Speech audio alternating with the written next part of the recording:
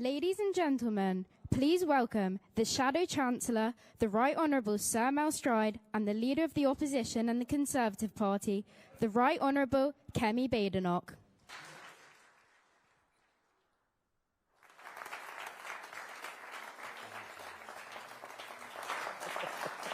They're very excited to see you. Very excited, yes.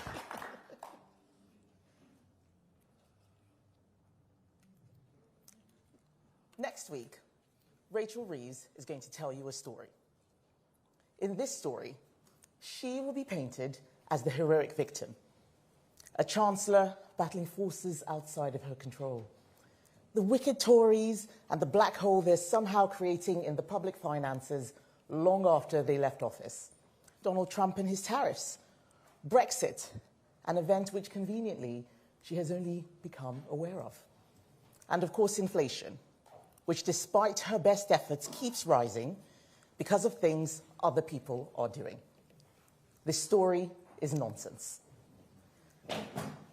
The truth is that next week, Rachel Reeves is going to put up people's taxes to spend more money on benefits.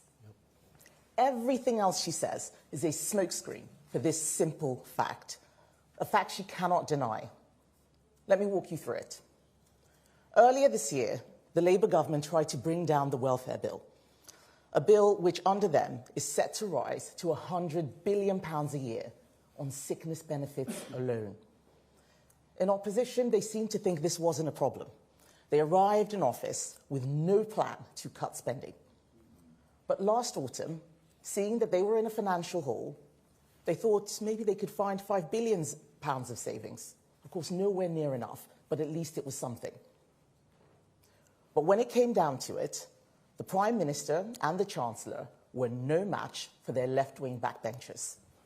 They capitulated and ended up passing a bill that costs money instead. And Mel will talk about that in more detail. But in summary, Labour MPs created a new £5 billion hole in the Chancellor's estimates. And since then, we have had nothing but drift. Last week, we had the farce of the Prime Minister accidentally firing the starting gun on the race to replace him, shooting himself in both feet in the process. So now, instead of trying to make savings in the budget, we are seeing a rush of announcements to appease Labour backbenchers and try to shore up his position. Just a few months ago, Rachel Reeves was saying she couldn't afford to scrap the two-child benefit cap. Now it looks like it's becoming her latest U-turn. So far from bringing down the welfare bill, she's going to add another £3.5 billion to it. That's £8.5 billion she's going to have to find next week in taxes. More taxes to pay for more welfare spending. We need to call this out for what it is. Labour are raising taxes to pay for Keir Starmer's weakness on welfare. All this government is delivering is higher taxes and out-of-control spending. And nobody voted for this. The British public don't want higher welfare spending. They want people to be in work, providing for themselves. Keir Starmer has already broken his manifesto promise not to raise tax on working people with last year's jobs tax. That jobs tax has been passed to all of us through higher prices, lower wages, and lost jobs. Unemployment has gone up every single month since Labour have been in office. Instead of putting up taxes, they should be making savings. They should look at our plan, which we will happily share with them. We have already announced, as many of you know, how we would save £47 billion, including £23 billion from welfare. But they are going in exactly the opposite direction. Ever more spending, ever more welfare. If this Labour government scraps the two-child benefit cap, I want people to know that a future Conservative government will bring it back.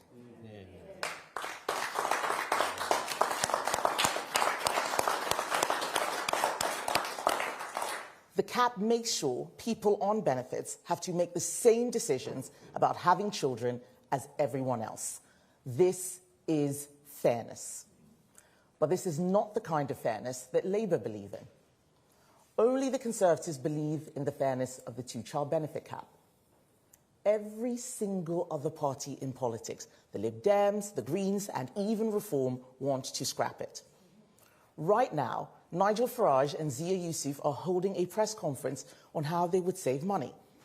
But in reality, they want to increase benefits by scrapping the two-child benefit cap. They just don't get it. None of these parties do. The Conservative Party are the only party in this country committed to living within our means. However, it is Starmer and Reeves who are actually running the country. And what they are planning to do is freeze income tax thresholds so that more and more people are dragged into higher rates through a stealth tax bombshell. Rachel Reeves even said at the last budget that extending the threshold freeze would hurt working people and take money out of their pay slips. But apparently, she doesn't mind doing that if it will fund more benefits and shut her backbenchers up. Funnily enough, the amount she will raise from breaking her promise on thresholds is almost exactly what she needs to splurge on welfare. The fact is, they are hiking taxes on people in work to give handouts to people out of work. The last group of people who might still vote for Labour. And if it wasn't already clear that Labour are the party of welfare, not the party of working people, it is clear now. Because these changes they are making are not fair, they are not right, and we will oppose them every single step of the way. We have identified £47 billion of savings, including £23 billion from welfare reforms. Labour dismiss that figure because they do not want to admit that any savings are possible. They have given up trying, and that means things will only get worse. There is an alternative. We spent a year doing the hard work to find savings. Our golden economic rule means every pound saved will be split between cutting the deficit and cutting taxes or funding key priorities, like abolishing stamp duty, a measure which will stimulate economic growth, unlock the housing market, and create jobs. Our golden economic rule is honest, it is disciplined, and it is rooted in simple conservative principles. Spend less, tax less, reward effort, restore stability. This is our alternative. It's the Conservative plan for a stronger economy. Cut spending, cut tax, back business, and get Britain working again.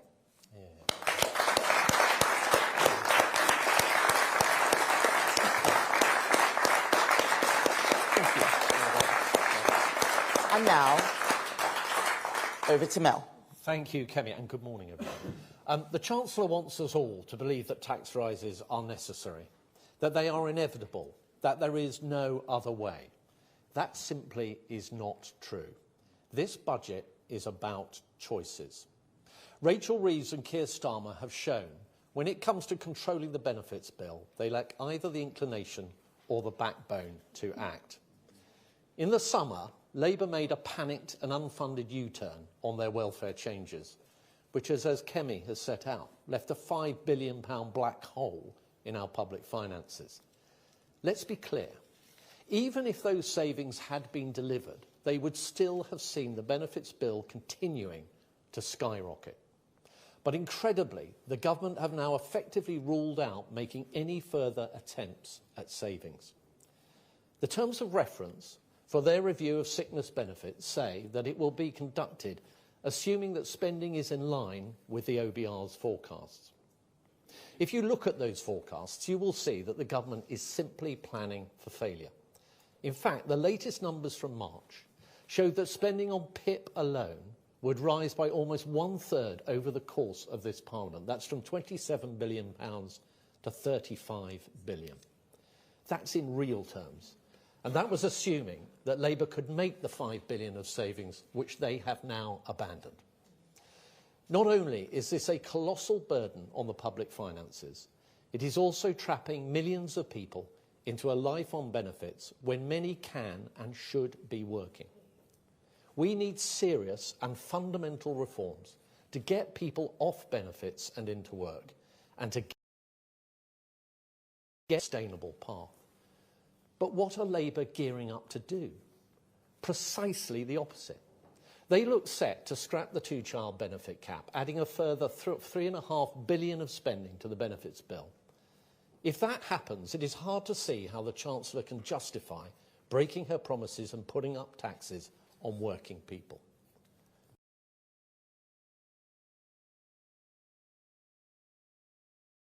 Global factors or any uses has tried. It pay for more and more.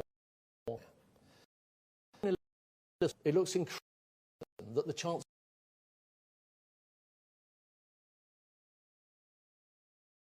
said she would not do in her budget last year.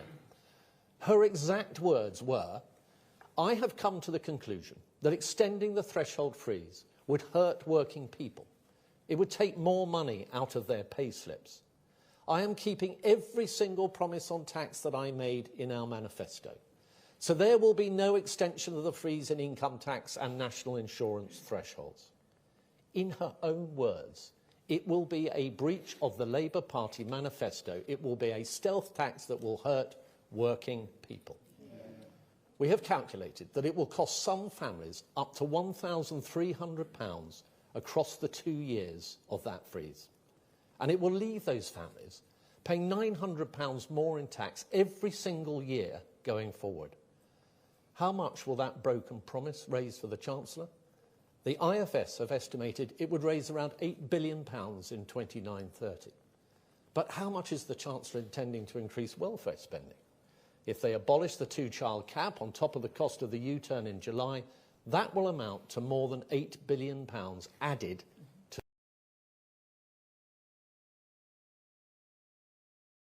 the tax raid on working people. The policy the Chancellor herself said would be a broken promise will be used simply to pay for Labour's welfare handouts. Labour have totally failed on welfare, and your taxes are going up to pay for it. So I have a simple question for Labour today. Whose side are you on? Because the people who get up in the morning, who go out to work, who juggle a job with raising a family and make sacrifices, who do the right thing, those are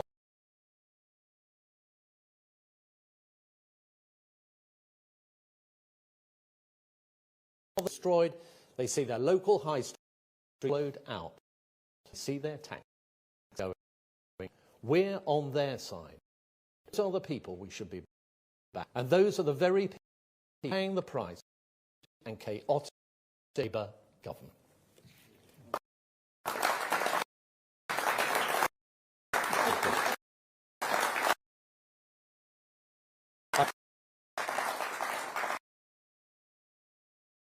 Going to questions from the media. Romilly Weeks from ITV. Thank you. These weekday press conferences are a bit of a reform specialty. In fact, they're running one right now too. Are you worried they're stealing all your oxygen? And secondly, on the asylum reforms announced yesterday, you said they're a step in the right direction. Does that mean helping the government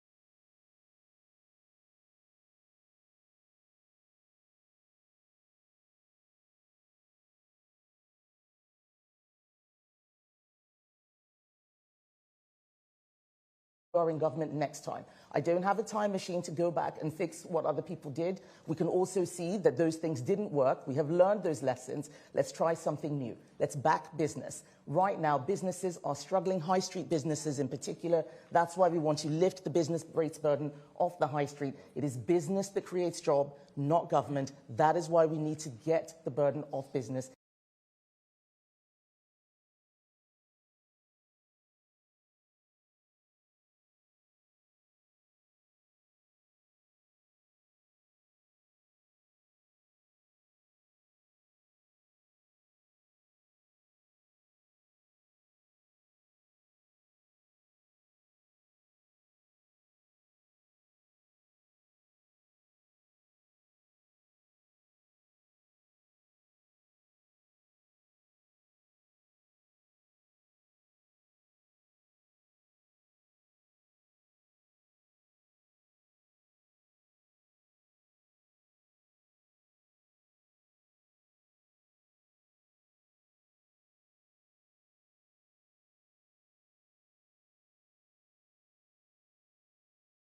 Key distinction also is if they do extend the freeze of these thresholds, that will be a clear breach of their manifesto commitment. Exactly, exactly. Mel said it a lot better than I did.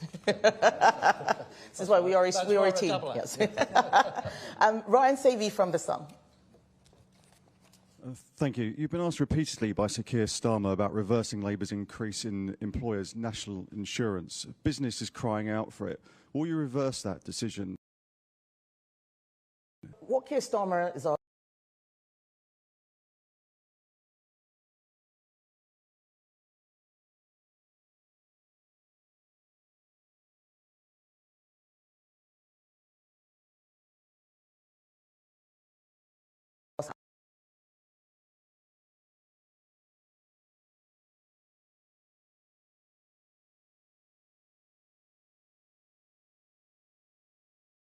doing to them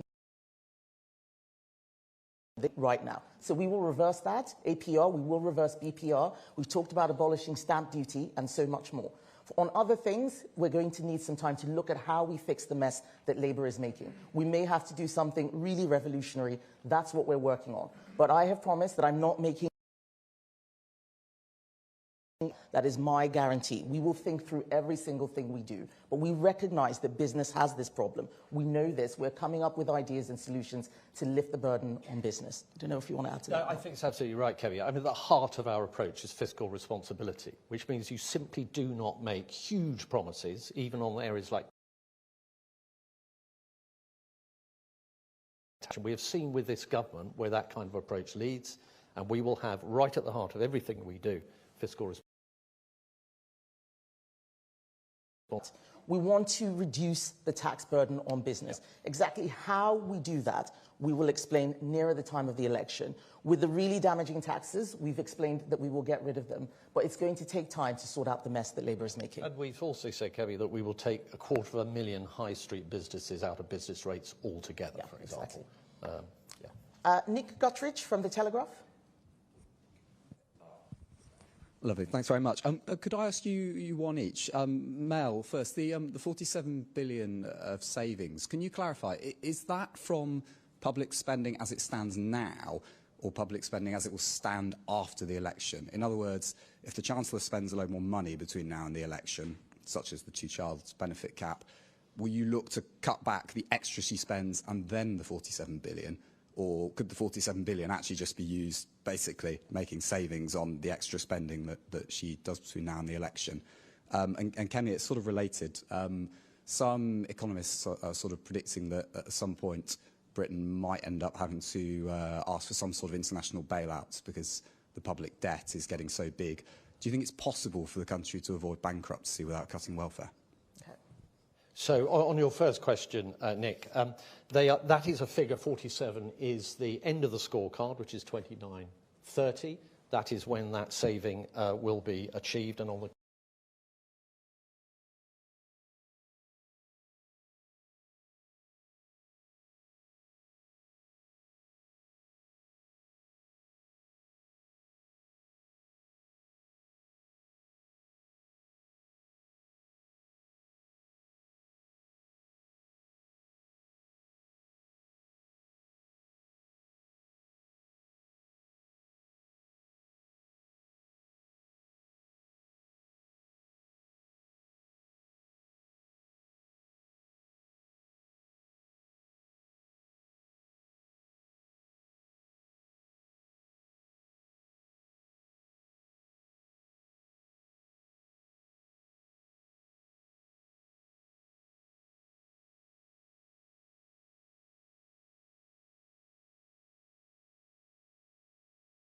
in terms of improving work, which means that they are paying taxes to the exchequer. That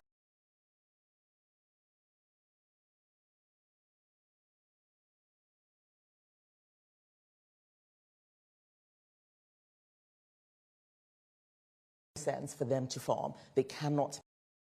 Last week, I spoke to companies in the oil and gas sector. They said they're being taxed 102% of their profits. It doesn't make sense. How can we do this? Get there into help business, and then we'll grow our economy.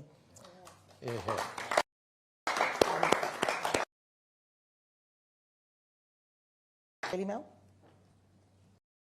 Thank you. The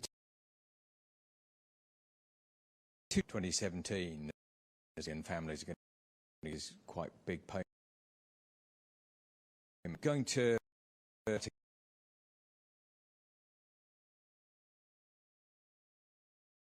back to 2017.